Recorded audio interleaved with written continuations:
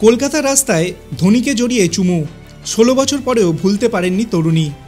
২০০৭ সাল কলকাতায় খেলতে এসেছেন মহেন্দ্র সিং ধোনি।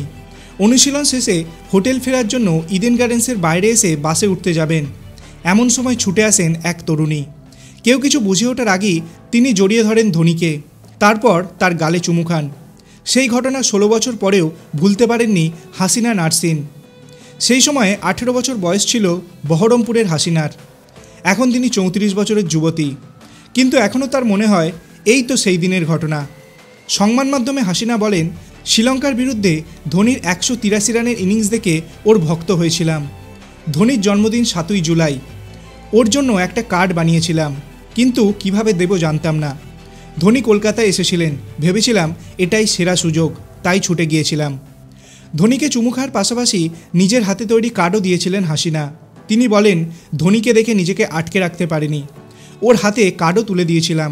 ধোনি খুব খুশি হয়েছিলেন, তারপর আমাকে বলেছিলেন পাশে সরে যেতে, কারণ ততক্ষণে নিরাপত্তারক্ষীরা আমাকে টানতে শুরু করেছিল। হাসিনার ধোনিভুক্তি নিয়ে মুখ খোলেন তার পরিবারের সদস্যরাও। তার দিদি কুহেলি বেগম বলেন, ধোনির কোনো সমালোচনাও সহ্য করতে পারত না। কেউ ধোনিকে খারাপ বললে তার সঙ্গে ঝগড়া শুরু করে দিত।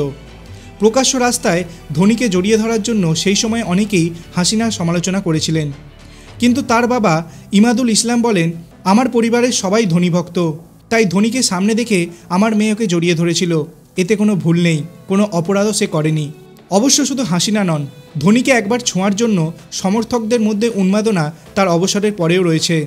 অনেকবার মাঠে ঢুকে পড়েছেন ভক্তেরা, অনেকে বিমানবন্দরে বা অন্য কোথাও দেখা করার চেষ্টা করেছেন। ধোনি বেশিরভাগ সময় তার ভক্তদের নিরাশ করেননি, যেমনটা তিনি করেননি হাসিনাকেও। আপনাদের কি মনে হয়, ভারতীয় দলের মহেন্দ্র সিং ধোনি কি সর্বকালের সেরা ক্যাপ্টেন? আপনার অভিমত আপনি কমেন্ট সেকশনে জানাতে পারেন। ভিডিওটি ভালো লাগলে লাইক করবেন, চ্যানেলটিকে সাবস্ক্রাইব করতে ভুলবেন না। ধন্যবাদ।